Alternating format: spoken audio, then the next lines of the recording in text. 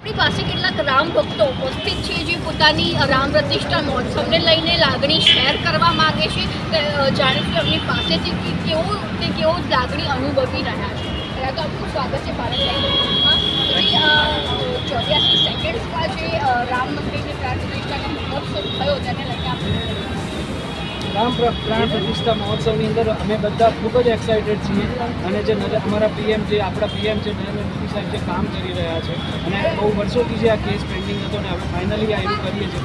અમારા રામ ભક્તોમાં એટલો બધો ઉત્સાહ છે અને મોર્નિંગથી ગઈકાલે લેટ ઇવનિંગમાં જ અમે ડિસાઇડ કર્યું કે અમારે આવું કંઈક આયોજન કરવું છે. તો એના માટે યસ્ટરડે લેટ નાઇટ અમે પ્લાન કર્યું હતું. એની અંદર અમે અત્યારે એક તો મ્યુઝિક રામધૂન કોન્સર્ટ ચલાવી રહ્યા છે, મ્યુઝિક ચલાવી રહ્યા છે અને દરેક રામ ભક્તોને અમે લાડુ અત્યારે પ્રસાદી તરીકે આપી રહ્યા છે, લાડુ અને ચીકી. તો સવારે મોર્નિંગથી 9 વાગ્યાથી અમે સ્ટાર્ટ કર્યું છે અને અત્યાર સુધી નહીં હોય તો રફલી અરાઉન્ડ મોર દેન 500 રામ ભક્ત ઓલરેડી વિઝિટેડ. તો we are very much excited. દરેક રામ ભક્ત જોડે અમે માઇકની અંદર જય શ્રી રામનો નારો બોલાવીએ છીએ. એટલે 500 ભક્તોએ અત્યાર સુધી તમારો લાભ લીધો છે અને હજી we are expecting at least 1500, not less than that. આખા દિવસમાં અમે 1500થી વધારે રામ ભક્તોનો અમે એક્સપેક્ટ કરીએ છીએ કે દરેક લોકો આવે અને અહીંયા અમારા 4 રસ્તા છે એટલે બહુ સેન્ટર લોકેશન છે. તો એની અંદર એ થઈ શકે કે બધા રામ ભક્તો લાભ લઈ શકે પ્રસાદીનો અને જય શ્રી રામનો નારો એ કરી શકે.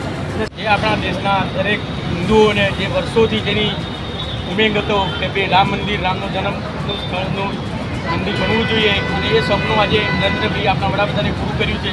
દરેક હિન્દુઓમાં 500 વર્ષ જૂનું 500 વર્ષથી જે પ્રશ્ન પેન્ડિંગ હતો એનો આજે આપણો સૂરજ ઉગ્યો છે આપણો હિન્દુઓનો અને જે રામ મંદિરની સ્થાપના થઈ છે, સંઘર્ષની સફળતા મળી અને મંદિરની સ્થાપના થઈ છે.